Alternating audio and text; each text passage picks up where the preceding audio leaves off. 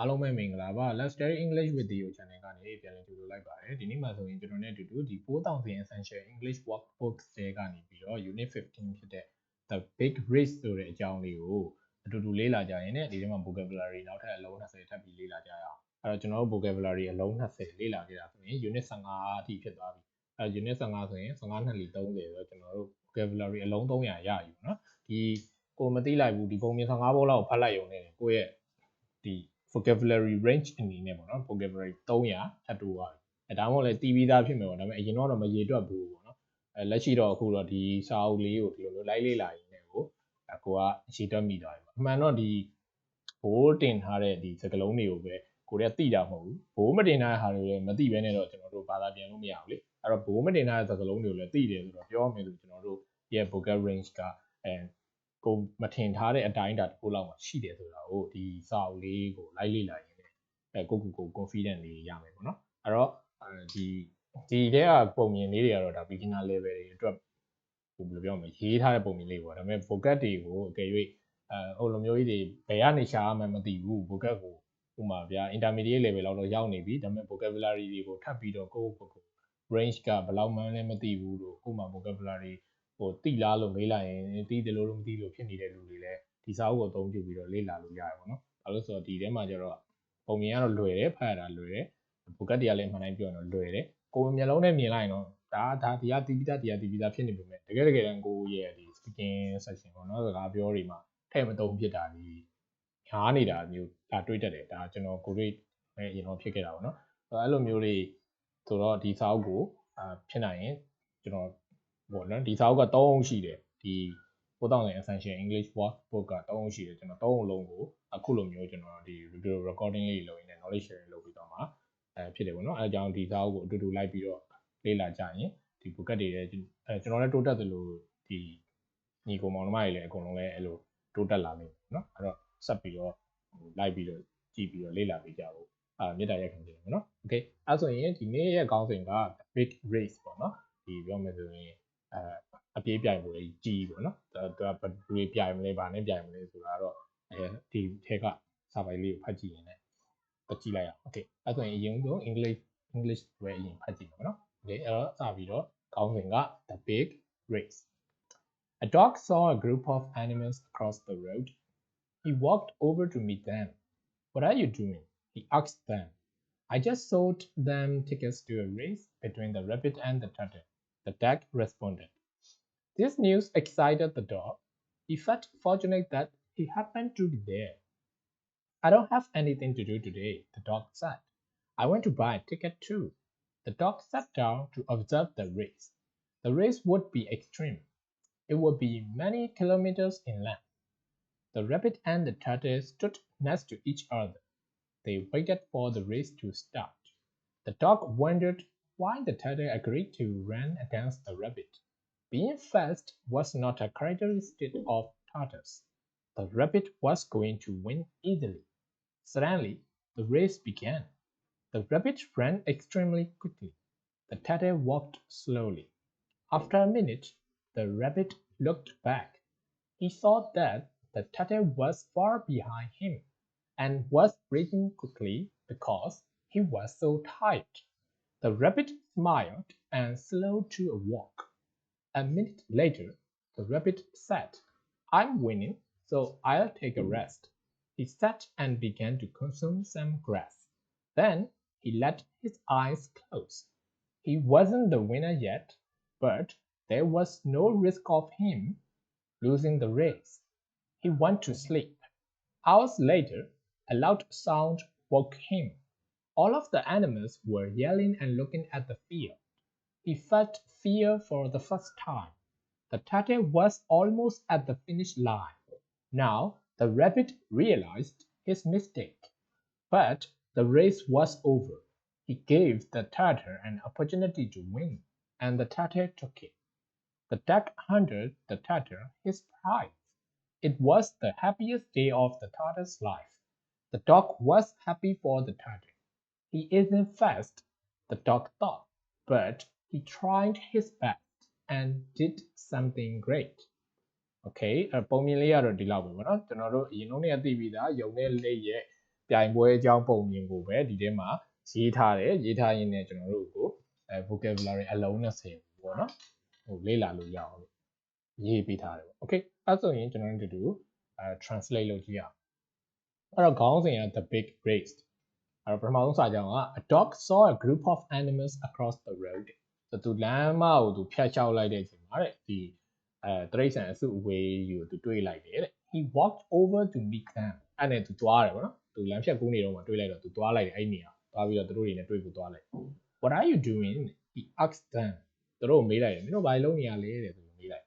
I just saw them take us to a race between the rabbit and the turtle the duck respond so respond လောက်လိုက်တယ် the duck respond လောက်တယ်ဆိုတာတယောက်ယောက်ကသူ့ကို question လောက်တာပဲဖြစ်ကိုပြန်ပြီးတော့ပြဖြေလိုက်တယ်ပြန်ပြီးတော့သူ့ကိုပြန်ပြီးတော့တုံ့ပြန်လိုက်တယ်ပေါ့နော်အဲ့ဒါမျိုး respond လုပ်တယ်လို့ခေါ်တယ်အဲ့တော့ respond လုပ်လိုက်ဘယ်လိုဘာပြန်ပြောလိုက်လဲဆိုတော့ rabbit နဲ့ turtle တဲ့ဒီယုံနဲ့လိတ်တို့ရဲ့ပေါ့နော် race tickets ပေါ့နော်ဒီလက်မှတ်ကိုသူရောင်းနေတာပေါ့နော်သူရောင်းခဲ့တယ်ရောင်းလိုက်တယ်တဲ့ဒီလူအစုဝေးယူတော့ရောင်းလိုက်တယ်တဲ့ပွဲကြီး break တက်တွေကိုရောင်းလိုက်တယ်နော်အဲ့ဒီဘဲကပြန်ပြောလိုက်တော့ this news excited the dog ဆိုတော့အဲ့ဒီသတင်းကြားတော့ဒီခွေးကလည်းနည်းနည်းဘယ်လိုပြောလဲစိတ်လှုပ်ရှားသွားတယ်ပေါ့နော် he felt fortunate that he happened to be there အဲ့တော့သူကကံကောင်းတယ်လို့သူကထင်လိုက်တယ်တဲ့သူအဲ့ဒီနေရာမှာရှိတယ်ဘာဖြစ်လို့လဲဆိုတော့တဲ့ I don't have anything to do today သူဒီနေ့ဘာမှလုပ်ကြမရှိဘူးအဲ့တော့ပြင်းနေအောင်ဗျပြင်းနေတော့သူကဒီလိုပွဲတစ်ပွဲကိုရောက်လာတော့သူကံကောင်းနေပေါ့နော်သူပြင်းပြေပြီဆိုပြီးတော့ I want to buy a ticket too ဆိုပြီးတော့ခွေးကနေပြီးတော့ဒီဘက်ဓာတ်ကိုပြောလိုက်နော်ဖြေဘဲကိုပြောလိုက်အဲ့နဲ့ပြောသူ ticket ဝယ်လိုက်the dog sat down to observe the race ပြောချင်တာတော့ဒီပြိုင်ပွဲကြီးဖို့အတွက်သူထိုင်ရမယ့်နေရာမှာထိုင်လိုက်တယ်ပေါ့ the race would be extreme ဆိုတော့ဒီပြိုင်ပွဲအားတဲ့အဲ့လိုထူးခြားမယ်ပေါ့သူကအဲ့လိုထူးခြားလောက်တယ်ဆိုပြီးတော့ထင်လိုက်တယ်ပေါ့နော် it would be many kilometers in length ပြောချင်တာဒီကွာဝေးပေါ့နော်သူတို့ပြိုင်ရမယ့်ဒီစီးမြင်းကွာဝေးကဒီကီလိုမီတာအများကြီးရှိတယ်ပေါ့နော်အဲ့ကွာဝေး length အလျားကြီးอ่ะ so the rabbit and the turtle stood next to each other အဲ့မှာပြိုင်ပွဲဝင်ဖြစ်တဲ့ rabbit ယုံနဲ့လိတ်နေရတဲ့နှစ်ယောက်ဘေးချင်းရှင်ပြီးတော့ပြိုင်ပွဲမစခင်မှာပေါ့နော်ပြင်ဆင်နေအောင်ရပ်နေကြ they waited for the race to start သူတို့ပြိုင်ပွဲဒီဘယ်လိုလဲစပြေးဖို့အတွက်ဟိုအချက်ပြတဲ့တနက်ပေါ့နော်တနက်ပြစ်တဲ့အတန်သူစောင့်နေကြ the dog wondered why the turtle agreed to run against the rabbit ပြောချင်တာဒီခွေးကတိကျင်စိတ်ဖြစ်နေတယ်ပေါ့နော်ဘာလို့ယုံကဒီဟိုဒါဘာလို့လိတ်ကယုံနဲ့ပြိုင်ဖို့သဘောတူလိုက်တာလဲဆိုပြီးတော့ပေါ့နော်ဘာလို့ဆိုတော့တဲ့ being fast was not a characteristic of turtles အဲ့တော့ဒီလျင်မြန်မှုဆိုတာတဲ့ဒီပြောမယ်ဆိုလိတ်တွေအတွက်ဆိုလို့ရှိရင်တော့ဒါလိတ်တွေနဲ့ဆိုလို့လိတ်တွေရဲ့အမှုအရာပေါ့နော်သူအမှုကျင့်နေတဲ့မှာဆိုရင်လျင်မြန်မှုမပါဘူးပေါ့နော်အဲ့တော့ဒီဟာကဒီလိုမျိုးအသွင်ပြင်ကလိတ်တွေနဲ့မဆိုင်ဘူးအဲ့လိုပြောချင်တာအဲ့ဒါကြောင်းနဲ့လိတ်ကဘာဖြစ်လို့ယုံနဲ့ပြိုင်မှုသဘောတူလိုက်တာလဲဆိုတော့သူအရင်သိကျင်တာပဲတဲ့ပုံစံမျိုးနဲ့သူရေးထားတာ the rabbit was going to win easily တဲ့အဲ့တော့လူတိုင်းထင်တော့နော်ယုံရတဲ့လွယ်ကူကူနဲ့ပဲနိုင်မှာဆိုပြီးတော့ suddenly the race began ရုတ်တရက်ပြိုင်ပွဲစပြီပေါ့နော် the rabbit ran extremely quickly အဲ့ဒါယုံဆိုတော့ယုံဆိုတဲ့အတိုင်းအစအုပ်ကြီးမှာသူပြားရည်နဲ့မတူတဲ့ဘယ်လိုပြောမလဲအလင်းအမြန်ကြီးကိုနော်သူပြားရည်နဲ့မတူအောင်လင်းမြန်အောင်သူကစပြီးပြေးလိုက် the turtle walked slowly အဲ့တော့လိတ်ကလည်းသူ့ရဲ့ characteristic အတိုင်းပဲလိတ်ကြီးနှေးတယ်လေအဲ့တော့နှင်းလေးပဲသူဖြည်းဖြည်းလေးရှောက် after a minute 10 minute လောက်ကြာပြီလို့နော်10 minute ကျော်ကြာပြီတော့ the rabbit looked back ဆိုတော့သူကနောက်ကိုပြန်လှည့်ကြည့်လိုက်တဲ့အခါမှာတဲ့ he saw that the turtle was far behind him and was breathing quickly because he was so tired အဲ့တော့သူနောက်ပြန်လှည့်ကြည့်လိုက်တော့လိတ်ကအဲ့မှာအဝေးမှာကြံခဲ့ပြီးရင်သူကအသက်ရှူတန်ကြီးလည်းပြင်းနေဘာလို့လဲလူတွေလိုပဲပေါ့နော်မောလာတော့အသက်ရှူတန်ကြီးပြင်းနေပြီးတော့အဲ့လိုမျိုးဟိုဘယ်လိုပြောပင်ပန်းနေတဲ့ပုံစံနဲ့သူကဖြည်းဖြည်းနဲ့ရှောက်အဲ့နဲ့ the rabbit smiled and slowed to a walk အဲ့နဲ့သူပြိုင်ဘက်ကိုထင်သေးလိုက်ပြီးတော့ပြုံးလိုက်သူကပြုံးပြီးတော့ဖြည်းဖြည်းပဲရှောက်တော့နေတယ်ဆုံးဖြတ်လိုက် A minute later the rabbit said I'm winning so I'll take a rest ဆိုတော့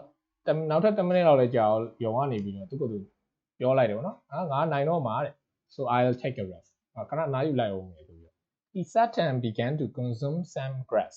အဲ့တော့ဒီမှာ consume ဆိုတာက eat နဲ့အတူတူပဲဗောနော်အဲ့တော့ဒီဘယ်လိုပြောမလဲစားသုံးတယ်လို့ပဲပြောတာအဲ့တော့အဲ့ဒါကိုဒီမှာ consume နဲ့လည်းသုံးလို့ရပါတယ်ဆိုပြီးတော့သူက vocab အသစ်သိအောင်ထည့်ပေးတာဗောနော်to consume some grass မြက်တွေဗောနော်ယုံနေရမြက်တွေစားတယ်တဲ့မြက်စားလိုက်တယ်မြက်တွေစားတော့ဘိုက်ကြီးလေးွားတာ They were then he let his eyes close. He wasn't the winner yet. သူအခုထိ winner မဖြစ်သေးဘူးเนาะမဖြစ်သေးတာကိုသူကအဲ့လိုထားလိုက်တယ်တောက်လိုက်အိတ်လိုက်တယ်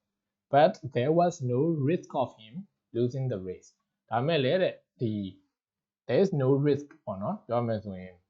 ဘာအနေရမှမရှိဘူးဘာအတွက်ဘယ်ကနေလဲဆို losing the race ဒီပြိုင်ပွဲကိုရှုံးဖို့ရာအတွက်ဘာအကြောင်းမှမရှိဘူးပြောချင်တာ he went to sleep and then သူအိပ်ပျော်သွားခဲ့ hours later တနားရီလောက်ကြာတဲ့အထိအိပ်ပျော်သွားပြီးတော့တဲ့ a loud sound woke him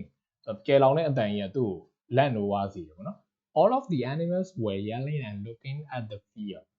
အဲ့ဒီတန်တွေအားလုံးကဒီ field ပြိုင်ပွဲကွင်းတွေကိုကြည့်ပြီးတော့အော်နေကြတယ်ပေါ့နော်အေးပြေးထားဆိုလို့ he felt fear for the first time အဲ့အချိန်ကြတော့မှသူကပထမဆုံးသူအချိန်အနေနဲ့ပေါ့နော်သူကြောက်သွားတဲ့ခံစားချက်မျိုးသူခံစားလိုက်ရတယ်တဲ့ the turtle was almost at the finish line turtle ကဖြည်းဖြည်းရောက်လာလိုက်တာနောက်ဆုံးဒီပန်းဝင်တော့မဲ့စီးကိုရောက်နေပြီတဲ့ now the rabbit realized his mistake အဲ့ဒီအချိန်ကြတော့မှ rabbit ယုံလေးကသူအမှားကိုနော် his mistake ကို realize ဖြစ်သွားတယ်သူတတိထားမိလိုက်တယ်ပေါ့နော်သူတတိထားမိလိုက်တယ်တဲ့ငါတော့အမှားလုပ်လိုက်မိပြီဆိုအဲကြောင့်မှသူအတိတရားပေါ့ but the race was over ပြိုင်ပွဲကတော့နောက်ဆုံးမှတော့ပြီးသွားပြီ he gave the turtle an opportunity to win သူကဒီ lake ကိုအနိုင်ရဖို့အခွင့်အလမ်းသူပေးလိုက်တယ်တဲ့ပေးလိုက်မိတယ်ပေါ့နော် and the turtle took it အဲ့လိုမျိုးပေးလိုက်တဲ့အခွင့်အလမ်းကို lake ကလည်းယူပလိုက်တယ် the duck handed the turtle his prize အဲ့တော့စုရသွားတဲ့ lake ကိုတဲ့ဒီပြိုင်ပွဲရဲ့ဦးစီးတဲ့ဒီဘယ်ကနေပြီးစုပေးလိုက်တယ်ပေါ့နော်နိုင်ရတဲ့စုပေးလိုက်တယ်တဲ့ it was the happiest day of the turtle's life ပြောမယ်ဆိုရင်ဒီလိုမျိုးနှေးကွေးပါတယ်လို့ပြောထားပြီးလူတွေကအကုန်လုံးကပါထင်ကြီးပေးရှုံးမယ်လို့ထင်ကြီးပေးတဲ့လူကနိုင်သွားတဲ့ခါကျသူကအလွန်ပျော်တယ်တဲ့အဲ့ဒီနေ့မှာပဲအဲ့ lake က lake အတွက်တော့အရန်ကိုပြောစရာကောင်းတဲ့နေ့လေးတစ်ရက်ဖြစ်တယ်တဲ့ the dog was happy for the turtle ဒီပွဲကြီးပြိတ္တဖြစ်တဲ့ခွေးကြီးရတယ်ဒီ lake အတွက်ကိုဝမ်းသာနေပေါ့နော် he isn't fast သူကမြန်တော့မမြန်ဘူးတဲ့ the dog thought ခွေးကထင်တယ်ပေါ့နော်သူတွေးနေတာ he isn't fast သူမမြန်တော့မမြန်ဘူးတဲ့ but he tried his best and did something great သူအကောင်းဆုံးသူ့ဘာသူစူးစမ်းပြီးတော့သူ့အတွက်ကောင်းမဲ့အရာတစ်ခုဖြစ်လာအောင်တော့သူကလုပ်တယ်တဲ့ဆိုတော့သူပြောချင်တာမြန်တော့မလုပ်နိုင်ဘူးဒါပေမဲ့သူနှင်းလုပ်နေတဲ့အရာလေးကသူ့အတွက်တော့ကောင်းတဲ့အရာလေးတစ်ခုဖြစ်အောင်တော့သူကလုပ်တတ်တယ်ပေါ့နော်အဲ့လိုမျိုးနဲ့ပြောထားတာအဲ့တော့ဒီပုံမြင်ကိုကျွန်တော်တို့ဒီပုံမြင်ကိုဒီအဓိပ္ပာယ်ကိုပေါ့နော်ကျွန်တော်တို့လူနေမှုဘဝမှာပြန်စဉ်းစားလို့ရတယ်ကျွန်တော်တို့လူနေမှုဘဝဆိုတာထက်ကျွန်တော်တို့ကအခုအင်္ဂလိပ်စာလေ့လာနေတဲ့လူတွေဆိုတော့ပြန်စဉ်းစားကြည့်လို့ရတယ်တချို့တွေလောကြတယ်ပေါ့နော်သင်တန်းလာအပ်တယ်လို့ဘာလို့ဆိုလို့ရှိရင်ပြောလေးရှိကြတာ3လနဲ့ကျွန်တော်တို့ speaking ပြောနိုင်မလား3လနဲ့ listening ကျွမ်းပြီလား writing က3လနဲ့ဆိုရင်ကျွမ်းပြီလား vocabulary ဘလောက် range လောက်ရပြီလားအဲ့လိုမျိုးဆရာဆရာမတွေမေးတာတို့ပြီးရင် online ပေါ်တွေမှာ comment တွေလုပ်ပြီးတော့အဲ့လိုမျိုးဘလို့ပြီးရင်ဖြတ်လန်းနေရှိရဒီ YouTube တွေမှာဆိုကြည့်ရင်တချို့ဒီ native မဟုတ်တဲ့ဒီအင်္ဂလိပ်ဆရာတွေပါတချို့ဆိုတင်တော့နော်အင်္ဂလိပ်စာလေ့လာနေရက်30အတွင်းလေ့လာပြီးဒီပါရှိတာပေါ့နော်အဲ့လိုဟာတွေတချို့ဆို YouTube တွေမှာအဲ့ဒါတွေပဲလိုက်ကြည့်နေတယ်ပြောနေရတယ်ရှိလေ့လာမှာမလေ့လာသူတို့ပြောတဲ့ဒီအမြန်လေ့လာနည်းတို့ဘလို့ speaking တိုးတက်နည်းတို့အဲ့ဒါတွေပဲလိုက်နားထောင်နေမိပြီးတော့တကယ်လေ့လာရမယ်တကယ်လောက်ရမှာတွေမလုပ်ဖြစ်တော့ဘူးအဲ့လိုမျိုးတွေဖြတ်လန်းနေပေါ့နော်ပြောမှဆိုဘာသာစကားဘယ်ဘာသာစကားမှမဟုတ်ဘူးပြီးရင်နောက်ထပ်ဘယ်အတတ်ပညာကိုမှပေါ့နော်ဖြတ်လန်းနေနေလေ့လာလို့မရပါဘူးအဲ့အတွက်ကြောင့်ဒီလက်လိုပဲပေါ့နော်အဲ့လိုဖြည်းဖြည်းနေနဲ့ကိုယ့်ဘာကိုလှုပ်သွားကိုယ့်ဘာကိုတော့တိုးတက်နေအောင်တော့လှုပ်ပေါ့နော်ဖြည်းဖြည်းနေဆိုတိုင်းရာပြီးသားကြီးကိုပဲတော့နေတိုင်းတော့ထိုင်ပြီးရွတ်မနေနဲ့ပေါ့နော်အဲ့လိုမျိုးတော့မလုပ်အောင်ဖြည်းဖြည်းချင်းလေ့လာပါဒီစာအုပ်တော့ကိုလေ့လာဒီစာအုပ်တော့ကိုကတလလို့ခံမှန်းတာလေတလကို2လဆိုရင်2လအဲ့ရနေဖြည်းဖြည်းသာသွားပြီးလေ့လာပါဖြည်း absorb လုပ်ပိုပြတ်ဒီ speaking တွေလေ့ကျင့်တာတွေဒါဆိုရင်တဖြည်းဖြည်းနဲ့သူ့ဘာသူကိုမသိလိုက်ပဲနဲ့ကို confident ရှိနေအင်္ဂလိပ်စကားပြောတွေကိုပြောနိုင်တာလေအဆင့်အတန်းကိုရောက်လာလိမ့်မယ်နော်ဆိုတော့အဲ့ဒီဟာကဒီပုံမြင်လေးကိုကြည့်ရင်းနဲ့ပဲဖြစ်ကိုကဘယ်လိုပြောမလဲအသိပညာယူရမယ်အရာပေါ့နော်ကျွန်တော်တို့ဆိုရင်လည်းကျွန်တော်တို့ဆိုဒီအင်္ဂလိပ်စာကိုလေ့လာခဲ့တာဆိုပြောမယ်ဆိုရင်9နှစ်လောက်ရှိပြီပေါ့နော်ပြောမယ်ဟိုးငယ်ကတော့မပါဘူးပေါ့ငယ်တော့ငယ်ကတော့ကျွန်တော်လေးသင်နေရတာပေါ့နော်ဒါပေမဲ့ သင်တန်းတွေပါတက်ပြီးတော့အကြောင်းပြီးတော့လုပ်ငန်းခွင်တွေပါပြင်တော့လိုအပ်လာတဲ့ခါကျတော့သင်တန်းတွေပါတက်ပြီးတော့ဒီလိုဒီဇိုင်းမလေ့လာတာဆိုရင်ဟို6နှစ်9နှစ်လောက်တော့ရှိဘူးเนาะအဲ့လိုပဲဖြည်းနဲ့လုံရင်းနဲ့ပဲကိုယ့်ဘာသူတော့ confidence ရှိတဲ့ level လောက်တော့ရောက်လာခဲ့ပြီပေါ့အဲ့တော့ကျွန်တော်လည်းအစတုန်းကအဲ့လိုတလွဲပြောမိတာပဲပေါ့နော်ဟိုပြီးကြောက်တာပဲပေါ့ interview တွေဆိုအင်္ဂလိပ်လိုမပြောရဘူးထထကောင်းနဲ့အဲ့လို interview ကန်းထဲမှာ mindset တွေပါပြောခိုင်းစာကြက်ထားသလိုတော့ပြောမိတာတော့ရှေ့မှာဖြစ်ခဲ့တာပေါ့အခုတော့ကိုယ့်ဘာကို confidence ရှိလာပြီဆိုတော့ဒါမျိုးတော့မကြုံတော့ဘူးအဲ့ဒါဘယ်လိုလဲဆိုတော့ဖြည်းပဲလေ့လာရင်သူ့ဘာသူဖြစ်လာဘူးเนาะဟိုပြောပါဒီအင်္ဂလိပ်စာဘာသာရပ်မှမဟုတ်ဘူးဘယ်ဘာသာရပ်မှဆိုကိုကြိုက်နှစ်သက်တဲ့ဟာဆိုရင်အကြာကြီးလေ့လာမှာပေါ့နော်ပြီးသွားရဆိုတာမရှိဘူး level ဘယ်လောက်မှရပ်သွားရဆိုတာမရှိဘူးဒီလိုကိုယ့်ဘာကိုလေ့လာနေရမှာနှစ်သက်တယ်ဆိုလို့ရှိရင်အဲ့လိုမျိုးတွေ့တဲ့ကြောင့်ဒီလိုမျိုးဟိုလေ့လာဖို့ဒါပုံမြင်လေးကနေပြီးတော့ဘယ်လိုပြောလဲအသိပညာလေးယူဖို့ ਨੇ ဒီ motivation လေးလည်းရအောင်ပေါ့နော်ချို့တွေကတလားနှစ်လားလောက်လေ့လာပြီးတော့အင်္ဂလိပ်လိုမပြောတတ်လို့ဆိုပြီးတော့စိတ်ပြတ်ဝေးလက်လျှော့သွားတာလည်းရှိရပေါ့နော်အဲ့လိုပြီးတချို့တွေကြောင့်လိန်တာပေါ့နော်သူရှိမှတင်တန်းလာတက်ရင်3လအတွင်း speaking ကို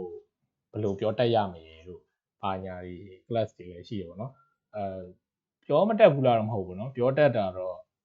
ပြောတတ်လိမ့်မယ်ပေါ့သို့ပေမဲ့စာတက်သွားလားဆိုတော့မတက်သွားဘူးပေါ့နော်အင်္ဂလိပ်စာတက်သွားလားအဲ့လိုသူများဘယ်လိုပြောပြမလဲ grammar တွေပြီးဒီလိုမျိုး rules တွေအဲ့ဒါတွေသိသွားလားအဲ့ဒါတွေတော့မသိဘူးနော်ပြောတတ်အောင်လုပ်တယ်ဆိုတော့ဒီလိုတော့လုပ်လို့ရပါဘူးเนาะဥပမာဒါထမင်းစားတယ်ဆိုတော့ဒီလိုပြောတယ်ထမင်းစားတယ်အဲ့လိုမျိုးကျွန်တော်တို့သူများနိုင်ငံမှာရုပ်ပြရောက်သွားရင်သူတို့ပြောတဲ့အတိုင်းအာသီးလိုက်အောင်တဲ့ပုံစံမျိုးနဲ့သိကျင်ရင်တော့3လအတွင်းမရဘူးတော့မဟုတ်ဘူးရတော့ဒါပေမဲ့အဲ့လိုမျိုးဆိုရင်ကိုက broken တွေလည်းပြောမိနေတာပြီးရင်ကိုကြားဘူးနေကြစကားလုံးမဟုတ်တဲ့ဟာတွေဝင်လာရင်ကိုကအဲ့မှာခွေးရည်လည်းနေဖြစ်နေမှာပေါ့နော်အဲ့လိုမျိုးတွေကြောင့်ဒီ3လလောက်နဲ့ဒီလိုဖြစ်သွားဖို့အတွက်ဟိုပြောနေတဲ့ class တွေရှိနေတော့အဲ့ဒါတွေကိုမတက်ဖို့ဟောပြတာရတယ်เนาะအဲ့ဒါတွေအလိမ်ကြီးပေါ့နော်အဲ့လုံးဝမဖြစ်နိုင်ပါဘူးအကြာကြီးလေ့လာမယ်ဘယ်လိုပြောမလဲပြိုင်ပွဲပေါ့နော်ကိုပါကိုဒီရှိသွားနိုင်တယ်လို့ကြောက်မှာပေါ့နော်โอเคအဲ့ဆိုရင်ကျွန်တော်ဒီနေ့တော့ဒီလောက်ပါပဲလေပေါ်နေရတယ်များပါတယ်အဲ့တော့နောက်တစ်နေ့ကြာရင် unit 16နဲ့တူကျွန်တော်ပြန်လာခဲ့ပါမယ်ဒီနေ့တော့ဒီလောက်ပါပဲကျွန်တော် channel လေးကို like subscribe မလုပ်ရသေးဘူးဆိုတော့ subscribe လေးလုပ်ပေးကြပါအောင်လုပ်ပြီးသွားတဲ့လူတွေကလည်းဒီကျွန်တော် video upload လုပ်လိုက်တဲ့အခါမှာ note လေးတက်ရင်ကြတော့တခါလေးဝင်ကြည့်လို့ရတာပေါ့နော်။ဒါမှမဟုတ်ဆို channel လေးဝင်ပြီးတော့အသစ်တင်ပြီလားနဲ့ဝင်ကြည့်နေရလိမ့်မယ်ပေါ့။အဲ့တော့ကျွန်တော် channel ကို subscribe လုပ်ပြီးသားလူတွေက note လေးယူထားပါ။ subscribe မလုပ်ရသေးတဲ့လူတွေက subscribe လေးလုပ်ပေးကြပါ။ကျွန်တော်ရှေ့ဆက်ပြီးတော့လည်းထပ်ပြီးတော့ video လေးတွေ upload တင်လုပ်ပေးပါမယ်။ကျွန်တော်ဒီလောက် knowledge sharing တွေ